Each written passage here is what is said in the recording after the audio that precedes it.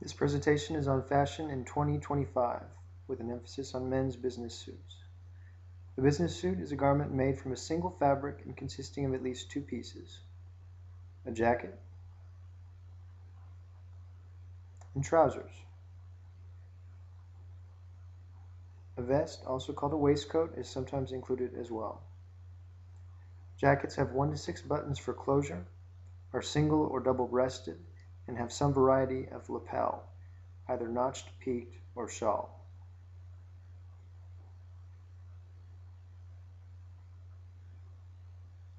They vary in terms of fit, from slim to full, length from short to long, and gorge, or the placement of the top button, from high to low. Trousers are either tapered, straight leg, or bell bottom, and may have pleats or cuffs. They also vary in terms of fit, from slim to full, and rise, the length from the crotch to the waistband, high to low. Suiting fabrics fall into 3 categories: the cellulosic fibers, the protein fibers, and the synthetic fibers. And the colors are typically dark and conservative. And now for a look at how the suit has evolved over the past century.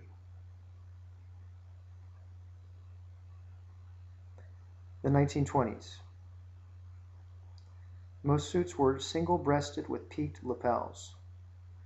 A double-breasted waistcoat was almost always worn. Trousers were straight-leg, wide, and cuffed. The style was known as the Oxford baggy. The 1930s. Suits were cut full for a wider torso and square shoulders. Double-breasted suits became popular at this time. Lapels were wide and trousers were tapered. And men still wore a waistcoat and cuffed their pants. The zoot suit also became popular during this decade. The 1940s. World War II starts and rationing soon ensues. As a result, vests, pocket flaps, and cuffs are all lost, as you can see here. The 1950s. Pants, jackets, lapels, and ties all became slim.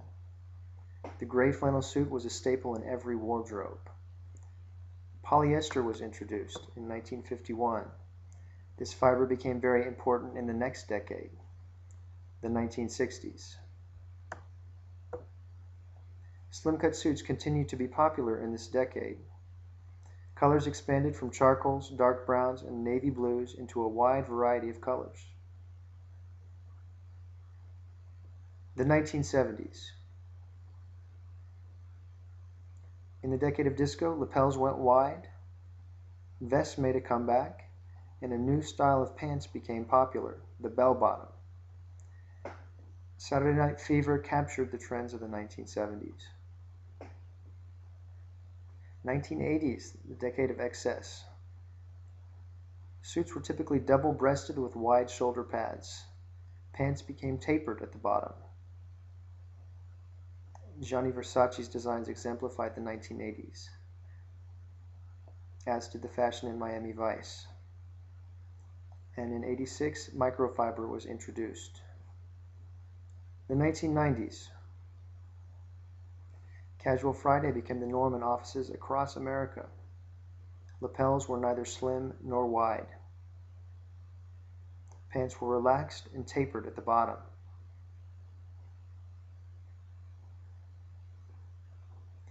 Tom Ford, creative director of Gucci, was highly influential in this decade. The 2000s.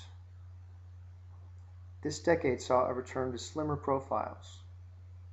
Hedi Slimane of Dior was largely responsible for this. This is a look from his spring 2007 collection.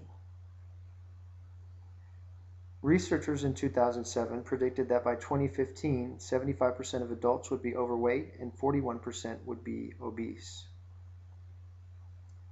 However, in 2015, a pill was released that mimicked the effects of exercise on the human body.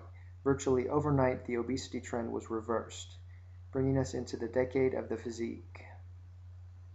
The look and textiles of men's suits changed accordingly. When fitting an athletic body, the goal is to create balance. Therefore, jackets are longer in length and two-button. They are cut lean in the shoulders with wider lapels. Trousers are full cut and pleated. Pleats allow the fabric of the pants to drape nicely. They also make the leg look leaner and longer. In addition to traditional fabrics, the following are used. Spandex, useful for accommodating flexing muscles, and tencel, incorporated for its beautiful drape. Also the nanotech fabrics, which have many desirable qualities. Several trends in men's suiting were altered by the change in men's physique, while others continued forward as expected. Lapel size, gorge height, and jacket length were thrown off course, while two-button jackets and a wide straight-leg pant appeared as expected. And thank you for your time and attention.